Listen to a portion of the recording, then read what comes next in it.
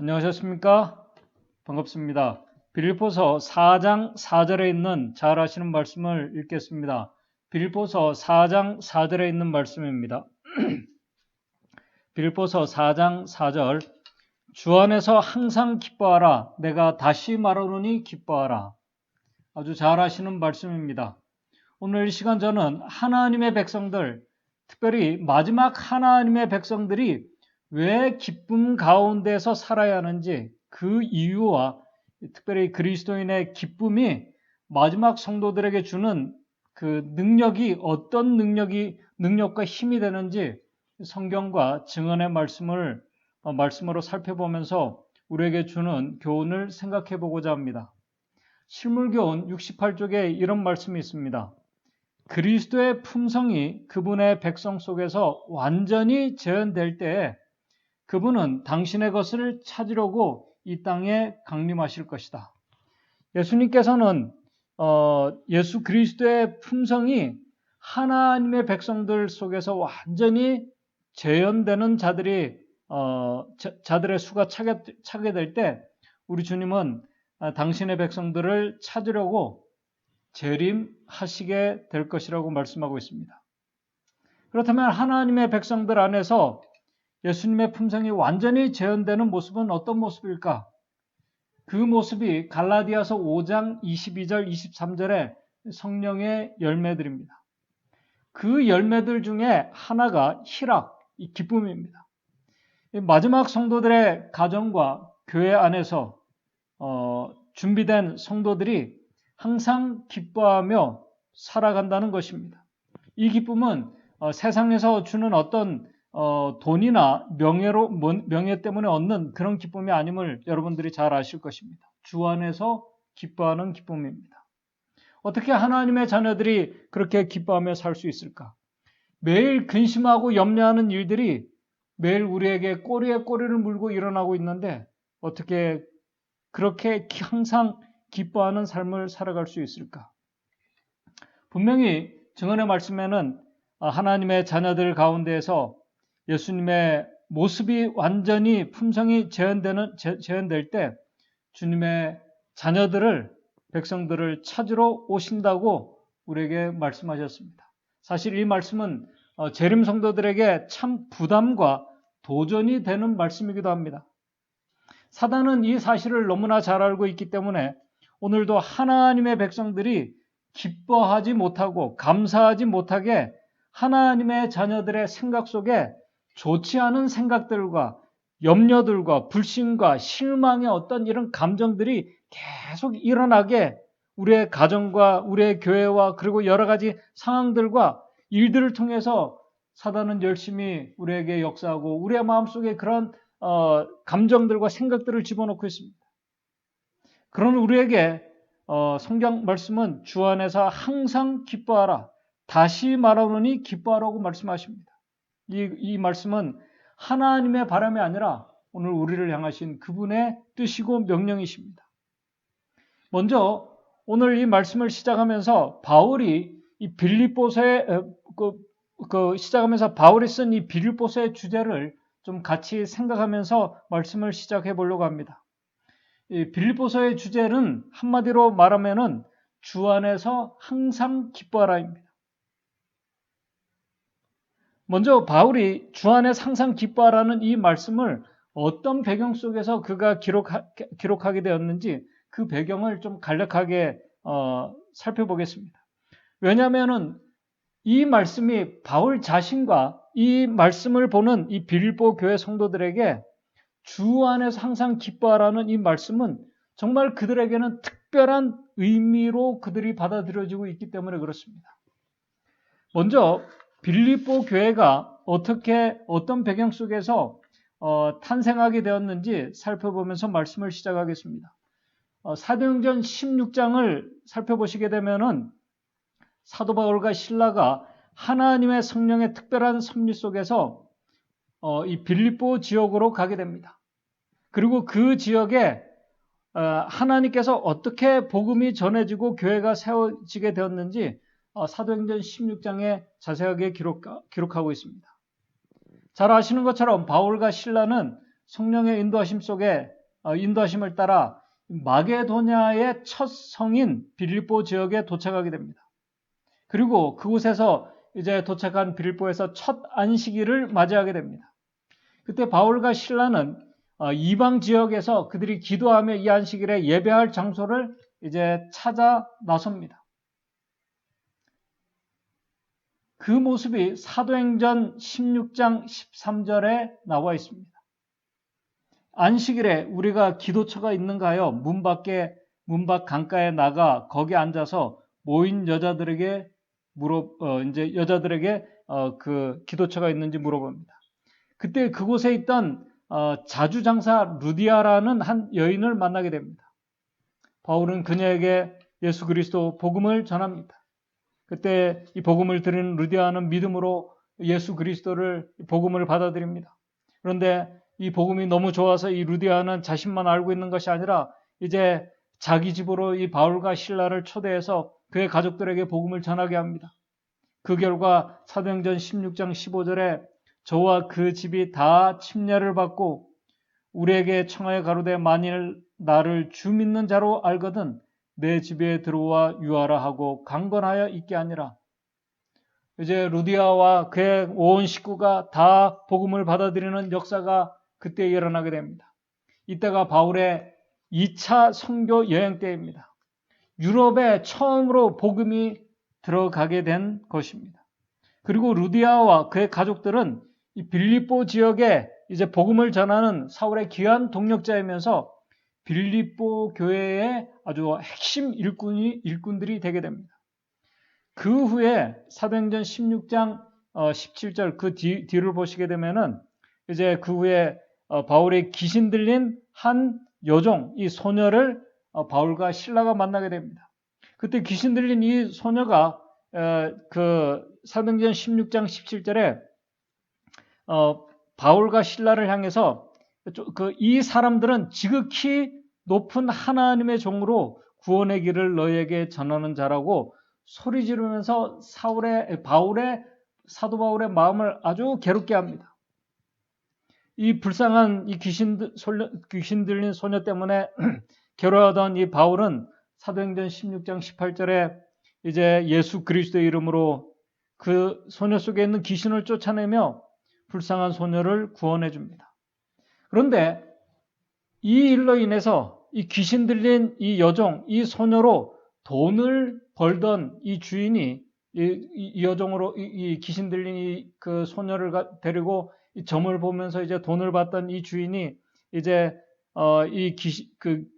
이 소녀에게서 귀신이 나감으로 인해서 이제 점을 볼 수 없게 되었습니다. 이제 이 주인은 금전적인 손해를 보게 된 것입니다. 그래서 그 소녀의 주인이 화가 나서 바울과 실라에게 누명을 씌워서 이제 그를 감옥에 집어넣게 됩니다. 그런데 바울과 실라가 투옥된 그날 밤에 사도행전 16장 25절에 보게 되면은 밤중쯤에 그날 이제 투옥된 그날 밤중쯤에 되어 바울과 실라가 기도하고 하나님을 찬미하기 시작합니다. 그 찬미 소리를 제수와 간수들이 듣습니다. 그때 갑자기 그 감옥에서 큰 지진이 일어나게 됩니다. 성경을 보게 되면 모든 제수들의 메인 것이 다 벗어지고 옥문이 열리게 됩니다. 사도행전 16장 27절 28절을 보게 되면은 간수가 자다가 깨어 옥문들이 열린 것을 보고 제수들이 도망한 줄로 생각하고 검을 빼어 자결하려 하거늘 자살하려고 합니다. 28절 그때 바울이 크게 소리질러 가로되 내 몸을 상하게 하지 말라. 우리가 다 여기 있노라 하니 이 사건으로 이 간수는 아주 논란과 충격 속에서 바울과 실라 앞에 사도행전 16장 29절 30절에 아주 무서워 떨며 바울과 실라 앞에 부복하며 30절 저희를 데리고 나아가 가로되 선생들이여 내가 어떻게 하여야 구원을 얻으리까 하거늘. 그때 바울이 16장 31절 32절에 가로되 주 예수를 믿어라. 그리하면 너와 내 집이 구원을 얻으리라 하고 32절 주의 말씀을 그 사람과 이 간수의 집과 집사람과 그 집에 있는 모든 사람들에게 전하게 됩니다. 그 결과 사도행전 16장 34절에 저희를 데리고 자기 집에 올라가서 음식을 차려주고 저와 온 집이 하나님을 믿었으므로 크게 기뻐하는 참 놀라운 역사가 바로 이때 빌립보 지역에서 일어나게 됩니다. 그 다음날 이제 35절을 보게 되면 날이 새매 상관들이 아전을 보내서 이제 바울과 실라를 놓아주게 됩니다. 그렇게 바울과 실라는 이제 빌립보 그 도시를 떠나게 됩니다. 바로 그렇게 해서 빌립보 지역에 이 그 감옥의 이 간수의 가족들과 루디아의 가족들을 중심으로 빌립보 교회가 이제 태어나게 되었습니다. 그런데 그 일이 있은 후 10년 후에 사도 바울이 지금 빌립보 교인들에게 다시 편지를, 이 빌립보서를 써서 편지를 보내게 됩니다. 빌립보서를 쓰게 됩니다. 그런데 그 일이 있은 후 10년 후에 바울이 빌립보 교인들에게 편지를 쓰고 있을 때도 사도 바울이 참 아이러니하게 로마의 감옥에 갇혀 있을 때라는 사실입니다. 10년 전에 복음이 들어갈 때도 감옥에서 기뻐하고 찬미할 때 복음이 들어갔습니다. 간수에게 복음이 들어갔어요. 그래서 빌립보 교회가 세워졌습니다. 그리고 10년 후에 바로 그 빌립보 교인들에게 바울이 편지를 쓸 때에도 지금 로마 감옥에서 빌립보서를 쓰고 있습니다. 그런데 그 빌립보서의 주제가 뭡니까? 항상 주 안에서 항상 기뻐하라는 그 말씀입니다. 일반적인 사람들이 10년 후에 바울이 자신들에게 편지를 썼는데 또 감옥에서 편지를 쓰고 있다면 일반적인 사람들의 생각은 어떨까요? 참 사도 바울의 운명이 기구한 운명이라고 이렇게 생각할 수도 있습니다. 어떤 자들은 하나님께서 도대체 당신을 위해서 평생을 헌신하며 수고한 종을 어떻게 또다시 그렇게 죄 없는 이 하나님의 종을 감옥에 또 보낼 수 있을까? 그러나 감옥에 있는 이 바울의 편지를 받은 이 빌립보 교회의 간수는 주 안에서 항상 기뻐하라는 이 말씀의 의미를 그는 다른 사람과 분명히 틀리게 이 말씀의 의미를 깊이 그가 받아들였으리라고 생각합니다. 그래서 이 빌립보서의 주제는 일반 사람들의 생각과는 완전히 벗어나는 말씀입니다. 빌립보서 1장 3절에서 6절에 이렇게 말씀합니다. 빌립보서 1장 3절에서 6절 내가 너희를 생각할 때마다 사도 바울이 빌립보 교인들을 생각할 때마다 나의 하나님께 감사하며 4절 간구할 때마다 너희 무리를 위하여 기쁨으로 항상 간구함은 첫날부터 이제까지 복음에서 너희가 교제함을 인함이라. 참 놀라운 말씀 아닙니까? 도대체 어떻게 해서 바울의 마음속에서 이런 이 벅찬 감정이 그가 감옥에 있으면서도 일어날 수 있었을까? 그것은 그리스도 안에 있다는 이 사실을 경험한 자들만이 경험할 수 있는 기쁨입니다. 바울이 더 기쁘고 감사한 이유는 6절입니다. 빌립보서 1장 6절에 너희 속에 착한 일을 시작하신 이가 그리스도의 예수의 날까지 이루실 줄을 우리가 확신하노라. 여러분들 속에서 하나님께서 역사하고 계시기 때문에 바울은 빌립보서 1장 7절에 자신이 옥에 갇혀 있었음에도 불구하고 감사하고 기뻐하고 있다고 그가 빌립보서에서 기록하고 있습니다. 바울이 주 안에서 항상 기뻐할 수 있었던 이유가 몇 가지가 있습니다. 오늘 우리도 그 이유를 알고 우리 모두가 같이 경험했으면 좋겠습니다. 첫 번째는 바울은 하나님의 아들 예수 그리스도를 참으로 알게 되는 경험, 그분을 만나게 된 것으로 인해서 그는 기뻐했습니다. 여러분, 예수 그리스도, 그분은 창조주 하나님이십니다. 창조주 하나님을 아는 경험, 이 경험은 피조물들이 기뻐할 수 있는 가장 큰 기쁨의 이유입니다. 서로 아는 이 경험. 그래서 사도 바울은 빌립보서 3장 7절 8절에 이렇게 그가 고백할 수 있습니다.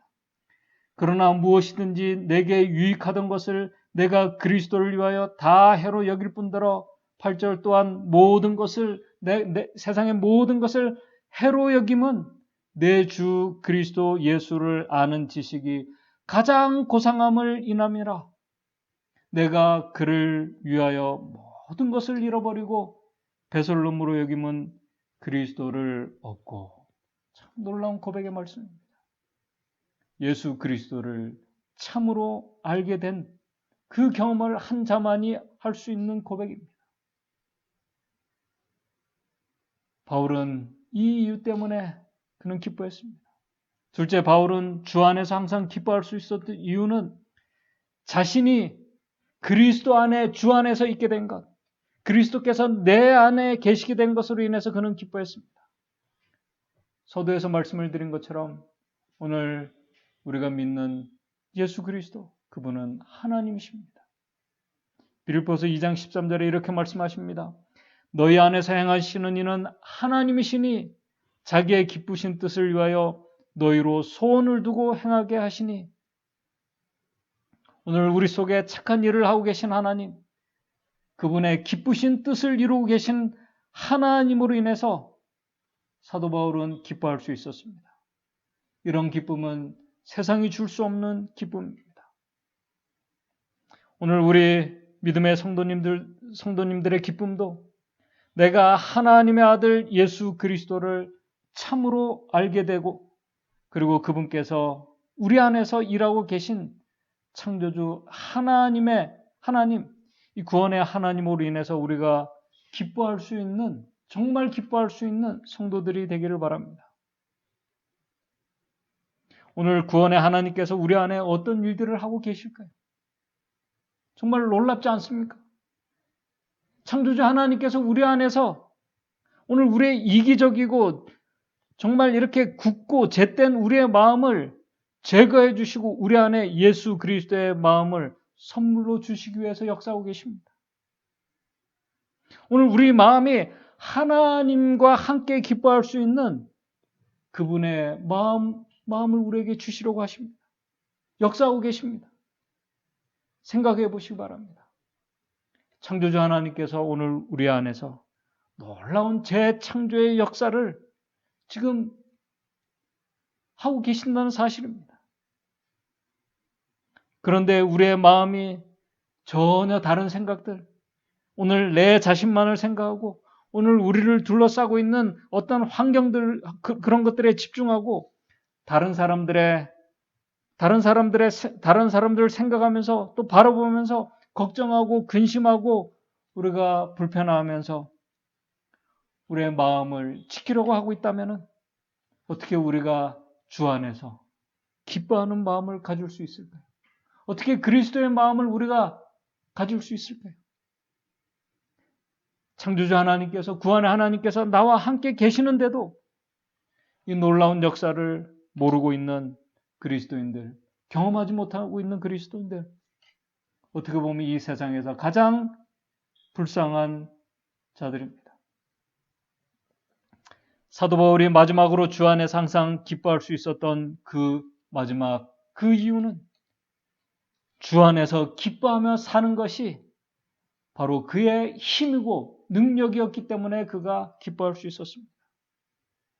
그래서 사도 바울은 빌립보서 4장 4절에 주 안에서 항상 기뻐하라. 내가 다시 말하노니 기뻐하라고 말씀하고 있습니다. 느헤미야 선지자도 느헤미야 8장 10절에 이렇게 말씀합니다. 근심하지 말라. 여호와를 기뻐하는 것이 너희의 힘이라고 분명히 말씀합니다.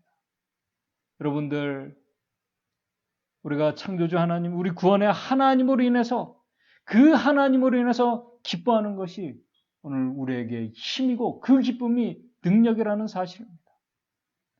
하박국 선지자도 하박국 3장 18절에 모든 것을 잃어버리고 난 후에도 그는 나는 여호와를 인하여 즐거워하며 나의 구원의 하나님으로 인하여 기뻐하리로다 라고 그가 고백했습니다. 오늘 저와 여러분들이 바로 그 하나님으로 인해서 우리가 기뻐할 수 있다면 우리는 여호와를 기뻐하는 이 사실 하나가 우리에게 엄청난 힘이고 능력이 됨을 우리도 분명히 기뻐할 수 있습니다. 경험할 수 있습니다. 사도 바울 그의 삶 자체가 바로 이 사실을 증명해 주고 있습니다. 그의 기쁨의 힘과 능력이 어디에서 오고 있는지 그의 삶이 그것을 우리에게 말해주고 있습니다. 그래서 사도 바울은 빌립보서 주 안에서 항상 기뻐하라고 말씀하면서 빌립보서 4장 13절에 내게 능력 주시는 자 안에서 내가 모든 것을 할 수 있다라고 그가 말할 수 있었던 것입니다.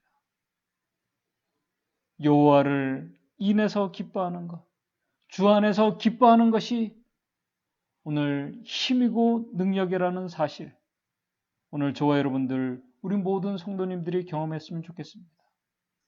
바로 이 기쁨의 능력, 여호와를 기뻐하는 이 힘의 능력을 경험한 자들은 사도 바울과 같이 빌립보서 2장 1장 20절의 말씀, 살든지 죽든지 내 몸에서 그리스도가 종기되는 그런 삶을 살기 위해서 사는, 헌신하는 능력 있는 하나님의 종이 될 수 있는 것입니다.